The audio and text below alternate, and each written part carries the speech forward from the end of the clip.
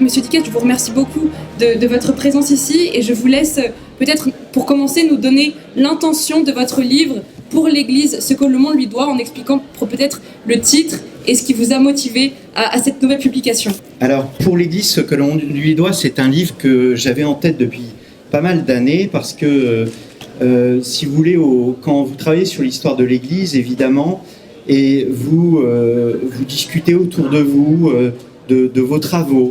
Et au fond, à chaque fois qu'on vous parle de l'histoire de l'Église, ou que vous parlez de l'histoire de l'Église, c'est toujours sous un prisme négatif. On parle de l'Inquisition, on parle des croisades, on parle de la violence, de la place de la femme dans l'histoire de l'Église, et donc c'est toujours un prisme négatif. Alors il y a eu des livres sur ces aspects négatifs. Je pense dernièrement à Jean Sévilla, L'Église en procès, qui est un livre collectif d'ailleurs auquel j'ai participé. Il y a le fameux livre de Jean Dumont, L'Église au risque de l'histoire. Mais je me suis aperçu qu'il n'y avait, pour ainsi dire, aucun livre véritablement qui se plonge dans ce que le monde doit à l'Église. Et c'est assez étonnant de voir que même l'Église elle-même refuse de voir ce qu'elle apporte de bien. Alors tout le monde connaît la repentance. Le pape François a encore fait repentance il y a un mois de cela. Le pape Jean-Paul II avait fait repentance en 2000. Alors la repentance, c'est la civilisation du pardon. Elle peut avoir un bon côté, mais le pape Jean-Paul II appelait aussi à ce que les historiens ne tombent pas dans une vision binaire des choses, les bons contre les méchants, non, et qu'au contraire, il y ait une étude approfondie de l'histoire.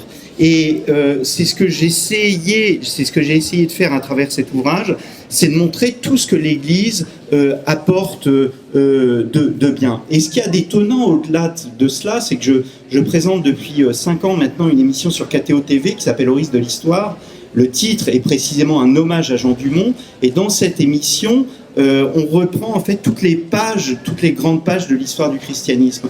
Et je vois qu'il y a un décalage entre le curé du coin qui a peur de l'histoire de l'Église et l'universitaire qui, lui, travaille et met en valeur cette histoire de l'Église. C'est absolument fou de voir que tout l'apport intellectuel, social, économique, scientifique de l'Église est mis en valeur par des universitaires qui sont des laïcs, et que par ailleurs, eh bien, l'Église est comme transie dans la crise du temps présent et qu'elle n'arrive pas à voir ce qu'elle a fait de bien, et qu'au fond, oui, on s'aperçoit qu'elle a peur de son histoire. Donc j'ai voulu, en quelque sorte, donner, disons-le, des arguments à ceux qui défendent l'Église en disant, voilà, dans l'histoire de l'Église, il y a ça, il y a ça, il y a ça, et ce sont des choses positives qui marquent notre société sans que nous le sachions véritablement. Et donc dans ce plaidoyer vibrant que vous faites à rebours d'une dénonciation un peu stérile d'une crise de l'Église qu'on constate tous, vous choisissez donc cette échappée par le haut, et quels sont les arguments que vous avancez, ou peut-être ceux qui vous tiennent le plus à cœur, en faveur de cette grandeur de l'Église qu'on peut défendre? Alors, en fait, je peux vous donner des arguments, j'allais dire, très concrets. Qu'est-ce que vous êtes venu faire ici aujourd'hui? Vous êtes venu acheter un livre, voilà. Le mien, j'espère, mais vous êtes d'abord venu acheter des livres. Et la lecture, pour vous, est une activité qui est une activité silencieuse. L'activité silencieuse n'existait pas au temps antique. On lisait à voix haute ou bien à voix basse. La lecture silencieuse se développe au 5e siècle, et plus encore avec la règle monastique, la règle de Saint-Benoît, qui demande à ce que les moines lisent silencieusement afin de ne pas gêner son voisin. Dans ces livres, vous avez des mots séparés les uns des autres. Les mots séparés des uns des autres, avant on ne séparait pas les mots des uns des autres. Ce sont les moines qui, pour faciliter la lecture, ont inventé 2 choses. La première chose, c'est de séparer les mots les uns des autres. C'est particulièrement la réforme carolingienne. Et puis, deuxièmement, le fait de... Je perds mon idée. Oui, le fait de créer ce qu'on appelle la caroline, la minuscule. Voilà. Le fait de changer en fait la forme des lettres, afin là aussi d'en faciliter la lecture. Donc déjà vous avez le livre même est une invention, et non pas une invention ce qu'on appelle le codex, qui est l'ancêtre du livre, n'est pas une invention du christianisme. Le christianisme a permis son évolution, mais la façon dont sont structurés les livres aujourd'hui viennent du monde monastique. Mais je pourrais aussi parler de la montre que vous avez au poignet. La première horloge mécanique de l'histoire, c'est Richard de Wallingford. Nous sommes en 1330 et Richard de Wallingford est un père abbé. Donc d'une abbaye anglaise, et c'était un scientifique qui passait il n'y avait pas l'âge, c'était pas l'âge des spécialités, c'était un scientifique qui connaissait à la fois les mathématiques, l'astronomie, les sciences de manière générale, la philosophie, la théologie, et pour rythmer la vie du monde monastique, eh bien, il a souhaité développer une horloge mécanique. Alors quel était l'avantage de l'horloge mécanique? C'est qu'elle remplaçait ce qu'on appelait les clepsydres. Les clepsydres ont été créés en Chine, ce sont les horloges à eau. Mais le problème d'une horloge à eau, c'est quand vous êtes en hiver en Angleterre, eh bien ça gèle. Et un cadran solaire, quand vous n'avez pas de soleil, eh bien vous n'avez pas l'heure. Voilà. Et les moines ont besoin de savoir l'heure. Les moines ont besoin de savoir l'heure. Les premières horloges donnaient l'heure, elles ne donnaient pas les minutes. Pourquoi? Parce qu'ils organisent leur temps. Et les moines, c'est la première institution à organiser leur temps en heure. Ils veulent sortir du temps solaire pour s'adapter au temps horaire. Pourquoi? Parce qu'ils sont là pour à la fois prier et travailler. Ora et labora. Et donc c'est la première institution. Certes, les heures ont été inventées par les Sumériens, les Mésopotamiens, il y a des siècles auparavant, mais la première grande institution à véritablement donner à s'organiser en fonction des heures, ce sont les moines. Ce qui nous pousse d'ailleurs, c'est une conversation qu'on a eue tout à l'heure avec Michel de Gégère, ce qui nous pousse d'ailleurs à cette question de l'idée de progrès. Au fond, le christianisme a bouleversé notre perception à la fois de la science, mais du temps. C'est-à-dire que quand on parle de progrès social, quand on parle de progrès économique, il y a d'abord eu cette idée de progrès chrétien. Quand l'histoire antique avait une conception très cyclique de l'histoire chrétienne a une conception liée au progrès. Pourquoi? Parce que chacun d'entre nous doit assurer son salut. Qu'est-ce que ça veut dire? Ça veut dire que demain, on doit faire mieux qu'aujourd'hui et mieux encore qu'hier. Et cette progression est absolument essentielle dans la psychologie chrétienne. Et ça recoupe les sciences. Pourquoi? Parce que, en fait, il y a cette notion de découverte. On doit aller toujours plus loin. C'est Jacques Le Goff, un grand historien, Jacques Le Goff, qui montre qu'il y a des sciences chrétiennes. On parle à juste titre d'ailleurs des sciences arabes entre le 9e et le 15e siècle, mais on ne parle jamais des sciences chrétiennes. Pourquoi? Parce qu'on en a peur. On a peur d'affirmer qu'il y a une science chrétienne. Or, il y a une science chrétienne. C'est Le Goff qui montre très bien dans ses œuvres que le christianisme, les sciences chrétiennes ont apporté d'abord l'instauration du doute. L'instauration du doute pour précisément servir la recherche. La démonstration doit être elle est supérieure à l'argument d'autorité. Le savoir en soi est une libération. Voilà. Et les sciences chrétiennes vont en quelque sorte essayer de comprendre la nature, parce que c'est la leçon de Benoît XVI au Bernardin. Comprendre la nature, c'est chercher Dieu, c'est trouver Dieu, parce qu'on trouve Dieu dans la nature.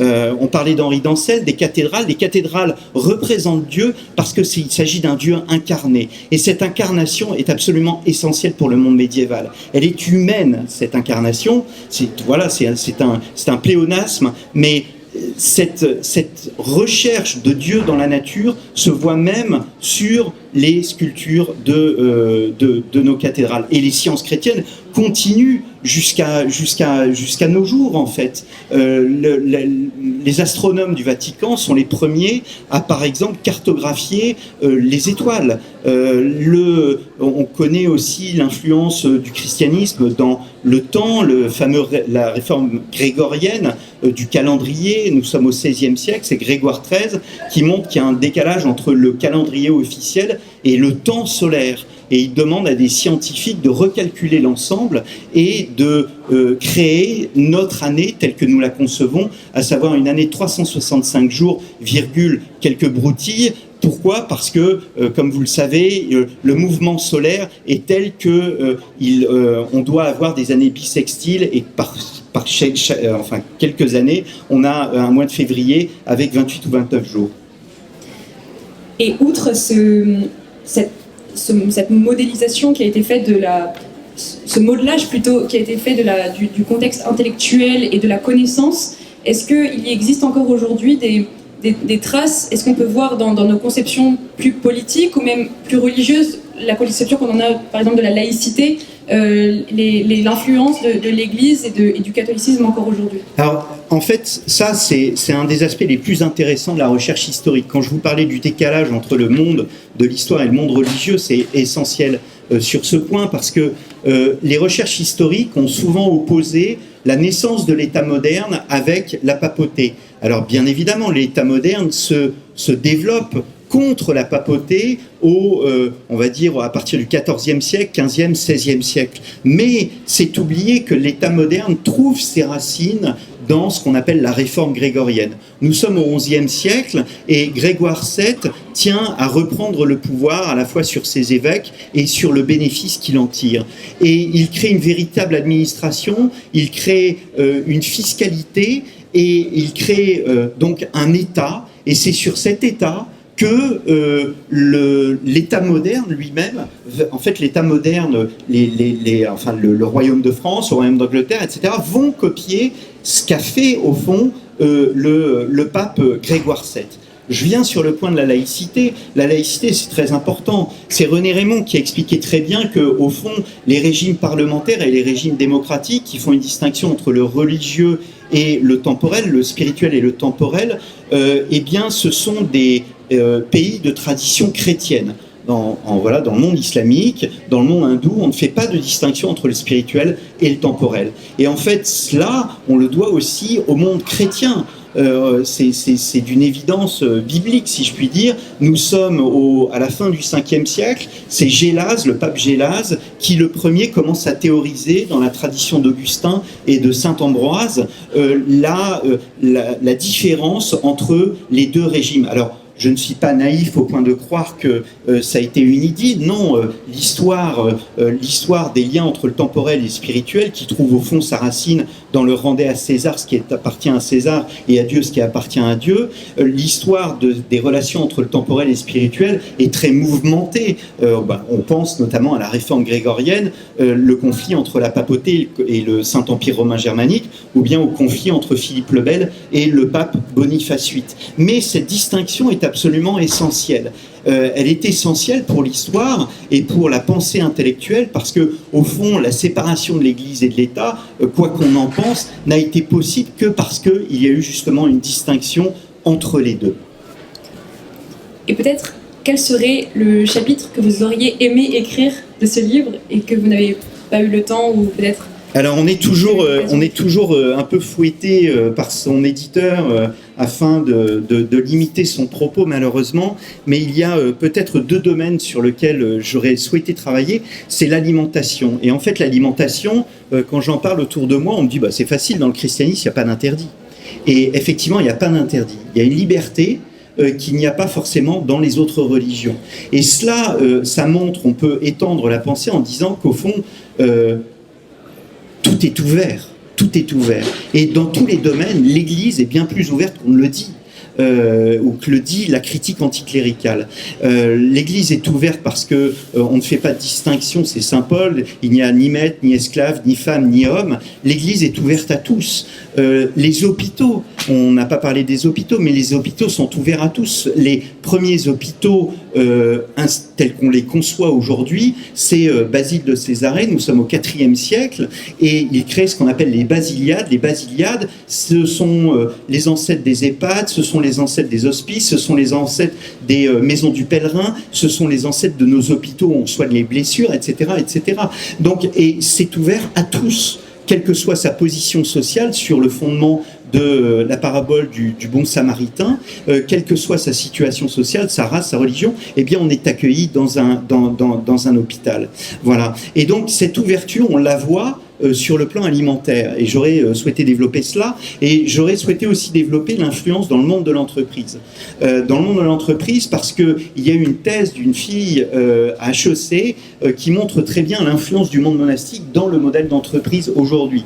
Donc, vous avez ce que les entrepreneurs appellent les entreprises où on fait du top-down. Le top-down, c'est en gros un management un peu dictatorial, et vous avez des entreprises plus ouvertes où on écoute chaque employé, où on discute des décisions à prendre. La senior part, c'est-à-dire la meilleure partie, c'est-à-dire ceux qui connaissent le mieux les sujets, eh bien, prennent des décisions entre eux, décisions qui sont validées par le patron. Et ça, en fait, nous sommes là aussi dans un modèle monastique. La première institution de l'histoire sont les travaux de Charles Miramont. La première institution de l'histoire qui travaille avec un mode de réunion systématique, ce sont les chanoines. Les chanoines qui sont créés au moment de la réforme carolingienne pour pouvoir aider les cathédrales dans le service du culte. Et donc la première, c'est au XIe siècle, les chanoines décident de travailler uniquement avec un mode de réunion. Et donc la réunionnite dans les entreprises, elle vient du monde canonial. Voilà des perspectives très novatrices, effectivement, donc, qui sont promises à la lecture de votre livre, qu'on peut retrouver au premier étage, et vous serez disponible pour dédicacer pour l'Église ce que le monde lui doit. Ah oui, je voudrais quand même dire un dernier point, parce que mon dernier chapitre est consacré à pourquoi l'Église doit se réapproprier son histoire. Il est absolument essentiel que l'Église se réapproprie son histoire. Pourquoi ? Parce qu'aujourd'hui, elle est engluée dans une crise, la crise du temps présent, la crise des abus, la déchristianisation, etc. Et sans la connaissance de l'histoire, elle n'avancera pas. Et il y a dans la salle Michel de Gégère, et Michel a écrit un excellent bouquin qui s'appelle La Compagnie des Ombres, à quoi sert l'histoire ? Je reprends sa grille de lecture et je l'applique à l'histoire de l'Église. Et cette histoire de l'Église, elle est riche. On ne peut pas aimer les autres, on ne peut pas avancer sans s'aimer soi-même. Si l'Église n'aime pas son histoire, eh bien, elle n'avancera pas. L'histoire, elle pourrait être source de relativisme. Oh, bah, la crise, on en a connu d'autres dans l'histoire, c'est bon. Non, ça, c'est de la paresse intellectuelle. L'histoire est un exercice de l'intelligence. Elle doit nous permettre de comprendre le présent pour envisager l'avenir. C'est le constat que fait notamment un Andrea Riccardi. Andrea Riccardi montre bien, c'est un historien, qu'il y a une crise de l'enseignement de l'histoire dans l'Église, et que les autorités de l'Église, si elles n'arrivent pas à se dépatouiller de la crise actuelle, c'est en partie parce qu'elles n'ont pas de vision historique. Et je pense que l'histoire est là pour aider afin d'envisager l'avenir. C'est Cicéron, l'histoire est maîtresse de vie et de vérité.